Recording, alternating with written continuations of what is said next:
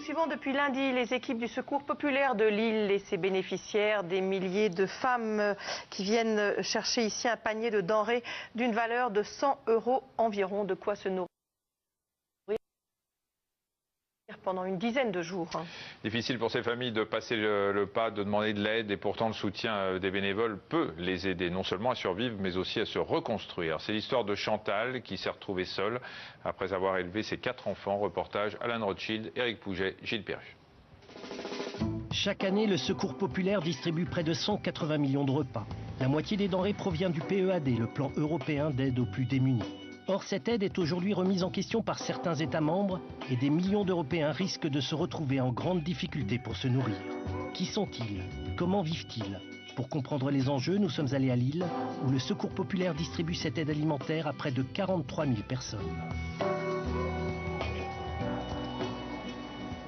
Bonjour madame. Bonjour. Voilà madame. Bonne course. Merci. Chantal est une habituée du libre service de la solidarité. Elle y fait ses courses tous les mois depuis 7 ans. Mais pour elle, le Secours populaire, c'est bien plus qu'une aide alimentaire. En 2006, quand elle franchit le seuil de l'association, elle est au plus mal. Elle a tout perdu, son toit, son travail, et elle a rompu avec tout le monde, sa famille et 3 des 4 enfants qu'elle a élevés toute seule. Sa détresse est profonde, jusqu'à ce qu'elle rencontre Lucie. Elle lui doit beaucoup, sa survie et un logement. Tout est bien quoi. Je suis bien installée, je ne vais plus quitter là. Et c'est grâce à vous, dans le sens. Si j'aurais pas pu vous rencontrer, j'aurais pas pu aboutir à maintenant, comme ça. J'aurais pas eu ce que j'ai maintenant. L'aide alimentaire, je ne vais pas dire que c'est presque un accessoire. Enfin, c'est en tout cas une survie, une subsistance. Mais ça va bien au-delà. Enfin, nos permanences, c'est avant tout des lieux d'accueil, puis aussi d'orientation, mais aussi beaucoup d'écoute. C'est aussi une écoute active, parce qu'on ne fait pas simplement que de s'écouter, d'instaurer une relation de confiance, mais dans cette écoute, on a entrepris beaucoup de démarches. Ouais, on a constitué des dossiers par rapport à une situation d'endettement, par rapport à une instabilité au niveau du logement. Enfin voilà, il y a eu beaucoup à faire. Voilà, il y a eu beaucoup à faire, qu'on a fait tout en allant. Ouais. Et puis après, ce qui est important, c'est qu'on a fait les choses ensemble. C'était difficile au début parce que je suis pas une dame à me plaindre à des gens. Déjà, ma vie, c'est ma vie. Et... Enfin, déjà, elle était fortement gênée. Et puis moralement, enfin voilà, c'était, enfin voilà, tout était tombé, hein, les bras étaient vraiment baissés le long du corps. Enfin, c'était voilà. Et petit à petit, je parlais, et elle m'a mis en confiance. J'avais confiance en elle. Et j'ai dit des choses que jamais personne ne savait, que à Lucie, je lui ai dit. Et ça m'a soulagée. Vous êtes surprise aussi, oui. Hein, vous êtes surprise. Vraiment, ouais. Franchement. Vous êtes surprise et puis, enfin voilà, on est là aussi. D'arriver à ce que je suis maintenant, je suis vraiment étonnée moi-même. Oui, bah, parce que vous êtes digne de vous-même. Enfin voilà, on est là aussi, sur la dignité. Enfin, c'est important. Mais recouvrer sa dignité, ça prend du temps, des années, surtout après toutes les épreuves que Chantal a endurées. Pour nourrir ses enfants, elle a exercé une myriade de professions. Elle a travaillé dans une usine de bonbons, dans des filatures, en cuisine. Elle a été soudeuse en électronique, femme de ménage.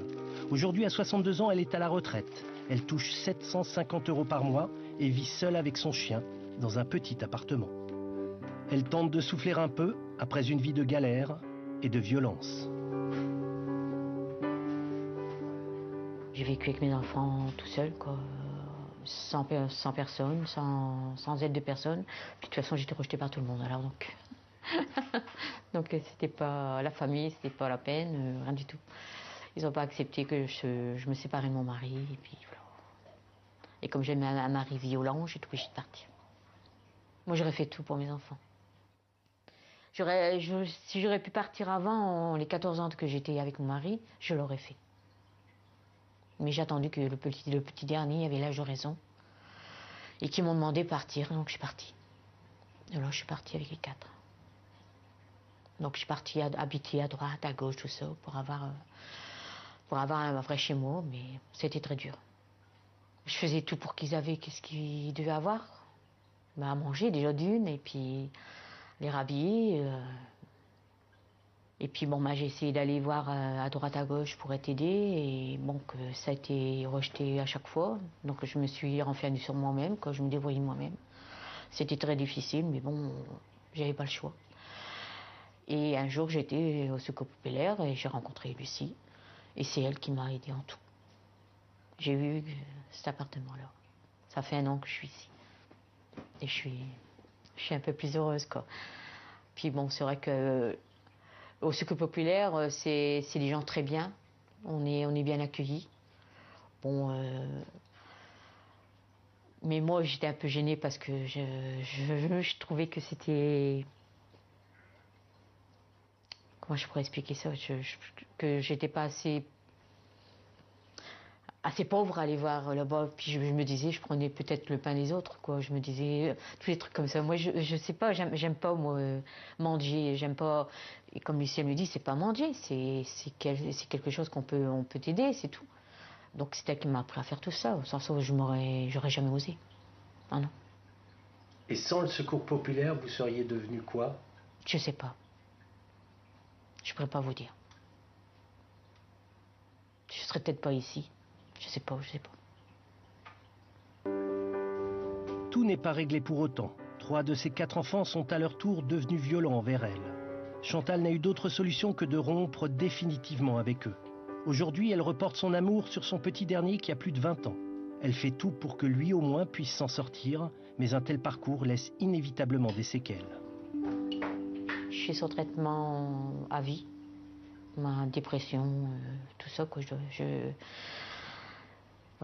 Et là, les enfants aujourd'hui, ils font quoi pour vous? Rien. Rien du tout. Rien, absolument rien. Que des ennuis. Ça, ils peuvent me les rapporter, mais sans ça, non. Rien. Et puis, je veux rien. Je veux rien. Non. Je veux pas qu'ils m'aident, je veux pas que. Je veux pas en entendre parler, déjà d'une. C'est fini, c'est malheureux, c'est mes enfants. Je les ai aimés, je les ai aimés, même encore maintenant, je les aime, mais.